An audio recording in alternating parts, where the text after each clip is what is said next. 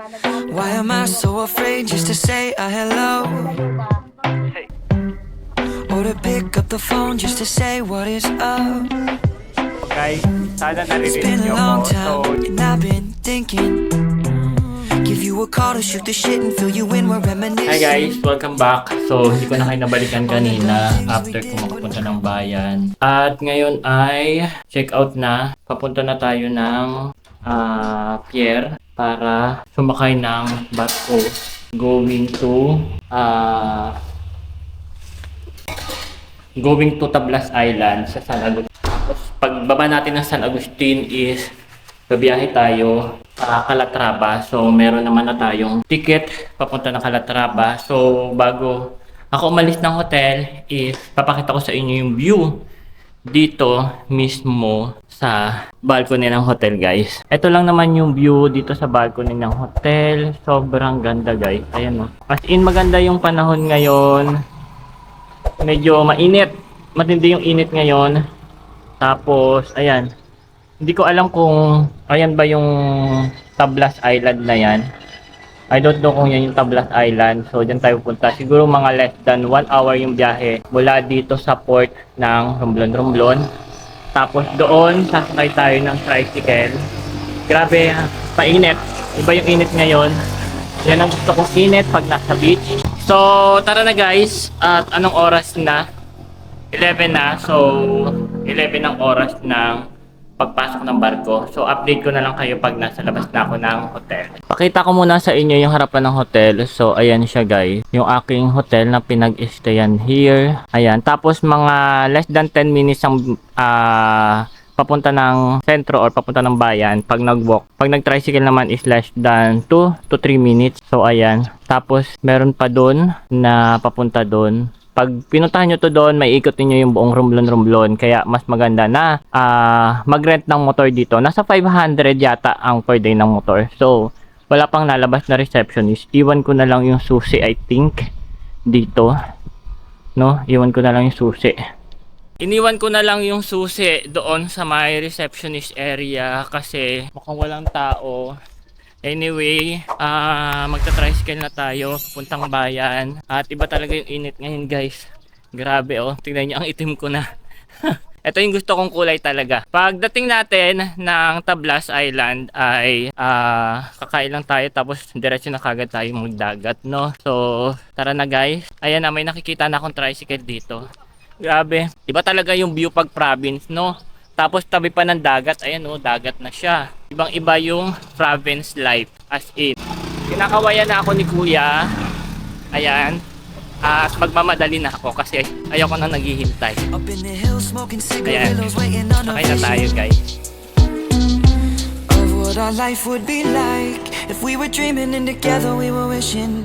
Cause now I'm living in the city and you're back home. And all I'm doing is I'm singing. Yes, I'm singing. Oh, I don't feel how I used to anymore. I don't hear from you like I used to anymore. Let's run it back and kick it like we used to. Finally, sasakay na tayo ng barko going to San Agustin, Tablas Island. Ayan. At huling paalam natin. Goodbye, Romblon. See you in a bit. Promise. Babalikan kita. So, ayan. Pasok na tayo. And dito tayo, guys. Or dito na tayo sa kabila. Para mas mabilis. Something new, now we're off of this beat and I'm spitting a cappella. Back in the day in school with you fools when I was younger. We never skipped class, we were living life waiting on the summer.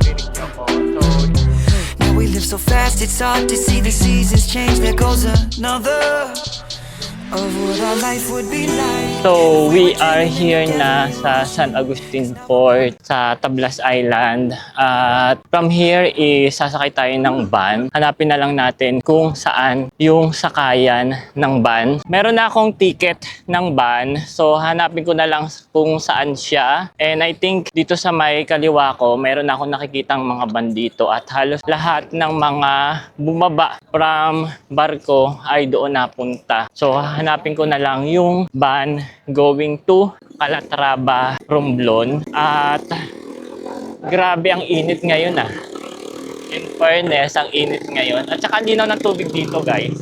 Asol na asol siya. So, update ko na lang kayo mamaya pag nahanap ko na yung van going to Calatrava. So, hi guys! Welcome back! So, we are here na sa bayan ng Calatrava. At malapit lang daw dito yung bahay ng pinsan ko sa may puno ng talisay.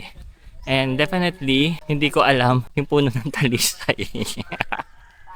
Wala akong idea kung ano itsura ng puno ng talisay. Pero kilala sila dito. Si Connie Porto.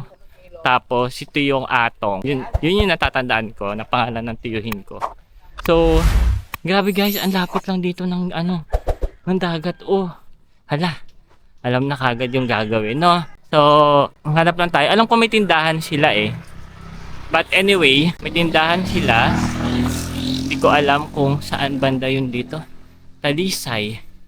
Baka ito na yun. Yung puno ng talisay. No?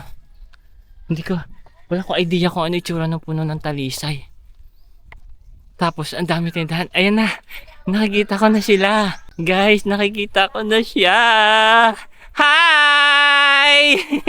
Sabi sa akin, puno daw ng talisay. Sabi ko, ano yun? Hindi ko alam yun. Sabi niya, basta diretsuin ko daw to dito Muntik na akong mahilo-hilo. Diyos ko, yung bituka ko nagbuhol-buhol na gawa ng So guys, nandito na ako.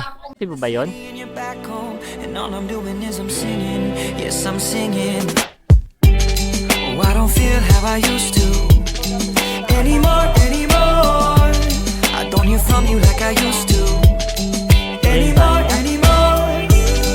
Nabili din sa inyo. Let's run it back and kick it like we used to. Or call me back and tell me something new.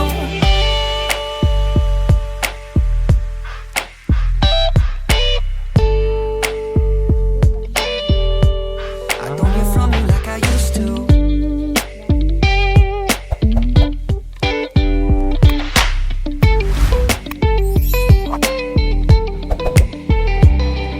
I don't feel how I used to. Tulungan pa lang. I don't hear from you like I used to. Hello, my beautiful tiyahin.